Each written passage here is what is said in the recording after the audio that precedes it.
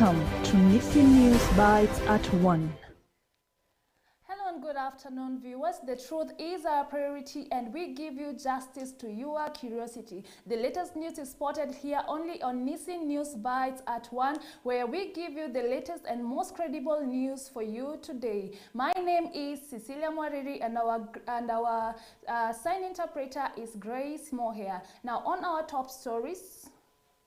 Corruption took a center stage in the deputy presidential debate that took place on Tuesday at the Catholic University of East Africa. Both top candidates played their cards to ensure their pact wins the day. Blame game took a part in the debate, which each promising to fight graft that consumes all the resources. Gachagua and Karua came out strongly against allegations on graft, each blaming the other for the growth of the vice in their camp. President Uhuru Kenyatta's leniency also took a big portion of the blame in the fight against the vice, as Paul Gregory reports.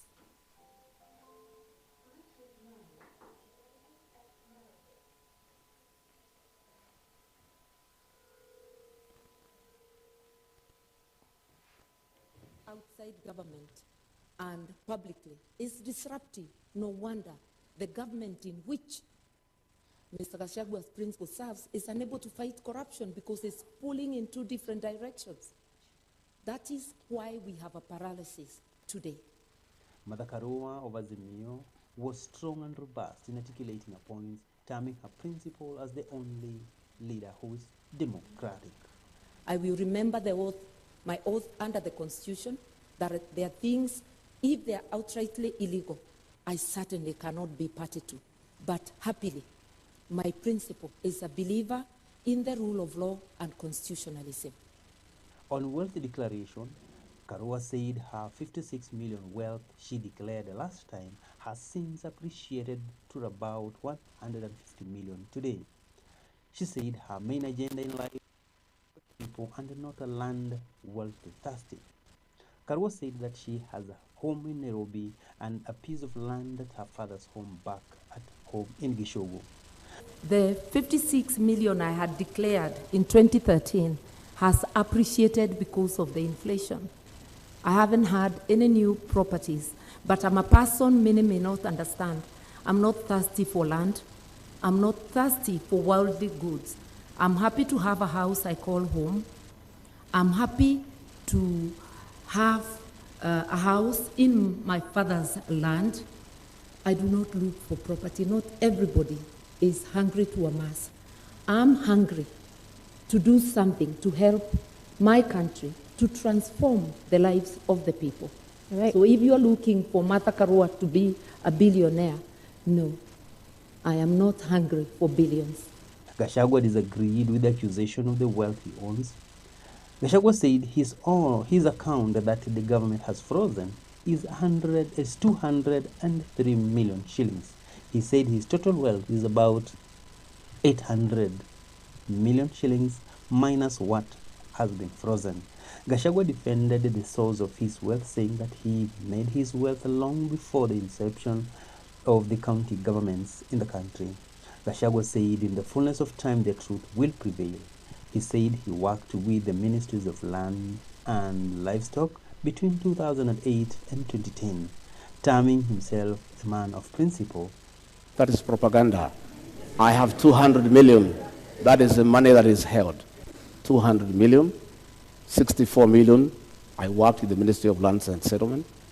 10 million, I worked in Kenya Power. 33 million, I worked in the Ministry of Livestock. Another 46 million, I worked in another organization called Patek. Up to 200 million, that is all the money. But when you set policemen to investigate, they don't understand accounts. When you save money in a fixed deposit, it leaves your personal account into a suspense account. Both Gachagua and Karua said the issue against them are allegations and that no allegation should be allowed to take long before the culprit are brought to book if the allegations are found to be true. Mother Karua said the Azimio administration will have a policy position that graft cases will be investigated within 6 months. The Azimio government will work on the delays in the courts and the law will apply across the political divide. President Uhuru Kenyatta's leniency has led to the fight against corruption, according to Gachagua, who said Kenyatta is unable to fight. What I'm talking about is the money that is held and where it came from. As to the allegations as a matter before court, there is nothing. It's absolute lies. There is nothing. Reporting for News at 1, my name is Paul Gregory. The Azimio La Umoja team took its campaign to Nakuru County, perceived to be William Ruto's area. The coalition, led the presidential flag bearer Raila Odinga, went back to the area after being there a few days ago. Raila was accompanied by leaders from the county led by incumbent Governor Lee Kinyanjui. They gave their promises to the electorate if they elect the Azimio leaders and Raila Odinga as the next president. Grace Moher now reports. The Azimio La Umoja today took its campaign to Nakuru County. The Azimio leader Raila Odinga, together with the Azimio leaders, bring their businesses in Rift City. Raila say all Kenyans, including children, will be under the health insurance and the government will take care of that. Kila Mkenya, watoto, vijana, akina mama na wazee watakuwa chini ya bima ya matibabu. Wale ambao hawezi kulipa premium, serikali itawalipia. Ili ikiwa kama wako wagonjwa wanapata matibabu hata kama hawana pesa. He says he has a hand in reduction in unga prices from 230 per 2 kg to 100 per 2 kg. Kila mahali nimeenda watu wanakuwa nalia mawe ya unga. Niliongea na Uhuru, kambia teremsha bei ya unga. Jana ameteremsha, ukoona? Simkuona? Unga kuanzia leo ni shilingi 100. The Azimio leader hitting out on the Kenya Kwanza leader William Ruto for being against the needs of Mwananchi. The team made their stopovers in Naivasha, Longonot and Maimahio, said that they were for a round win. Raila Odinga urged all people to vote on the 9th of August. They promised Nakuru people that the Azimio government will not tolerate corruption. Reporting for Nissi Byte at 1, I am Grace Moher.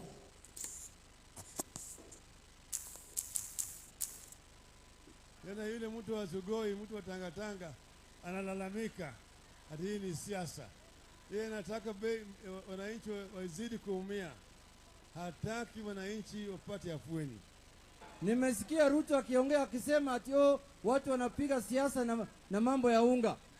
Sasa wewe utaki wananchi wapate nafuu? The team made their stopovers in Naivasha, Longonot and Maimahio. After putting on auction a 5-story building in Nairobi city center, the building has been put on auction for the second time by the commercial building, which houses the retailer's largest store and sits at the junction of Tom Mboya Road and Accra Road in Nairobi. As our reporter tells us more. Months later, after the retailer unsuccessfully petitioned the court to stop the lender from selling the building, arguing that the building was more than what equity was seeking. This is the first major auction of properties linked to Tuskys Mattress Limited, the owner of the Tuskys brand, which has so far only lost merchandise to auctioneers for rent default. The move to auction the building is the latest signal of the retailer's continuing financial distress and could trigger multiple creditors to seize and forcibly sell its asset estimated at 6.67 billion shillings. Insiders at Antique Auctions, which is driving the sale of the city center property, links the auction to an alleged 650 million loan that the supermarket operator owes Equity Bank. The sale of the property will see Tuskys Imara supermarket close unless the new owner chooses to retain the retailer as a tenant. Reporting for Nissi TV, my name is Cecilia Mariri. Well, someone broke into a Newport News church not once but twice in the past week. Now, the congregation is trying to come together to pray for those committing these crimes. Triumph Christian Center pastor Dr. Reginald Dawkins said this all started on July 5 when vandals painted graffiti on the side of the church. Then on July 14th and 17th, suspects got inside the church through two different windows. They didn't steal anything the first time, but the second time they got away with some property from the church. Newport News Police is investigating both break-ins, but church leaders say instead of breaking in through windows, they wish the suspects would just come through the front door. Our reporter has more.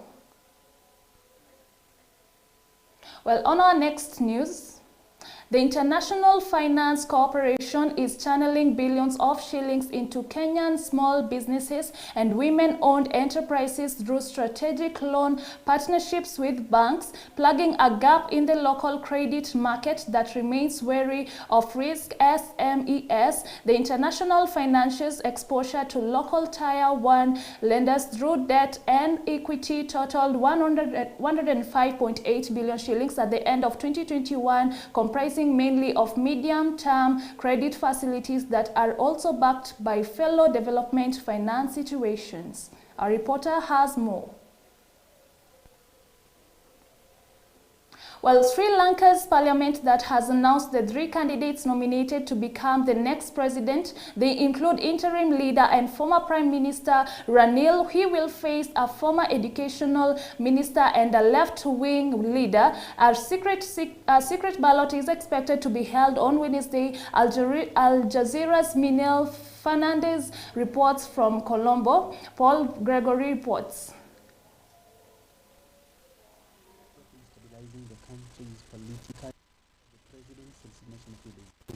The country has come up with individuals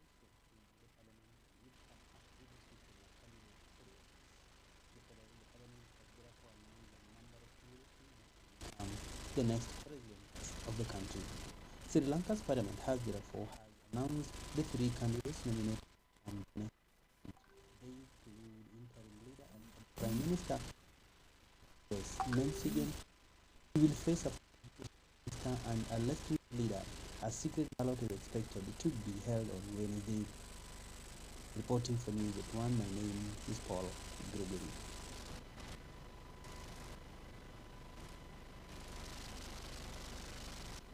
Middlesbrough defender spends the England under-21 right-back spent last season on loan with Nottingham Forest, helping them secure promotion to the Premier League. Spence, who joined Middlesbrough from Fulham's academy in 2018, scored 3 goals in 46 games in all competitions for Forest last season. Faith Venya reports. Last season, he was named in the EFL Championship Team of the Season and PFA Championship Team of the Year, having won the Championship Player of the Month and Goal of the Month awards for March. Reporting for Nissi Television, I am Faith Danya. Well, thank you so much, our viewers, for watching Nissi News Bites at 1. You can talk to us on our social media pages on Twitter, Nissi Television, Instagram, Nissi Television, Facebook, Nissi Television, and also on our website page, www.nissitelevision.co.ke. Have a blessed day.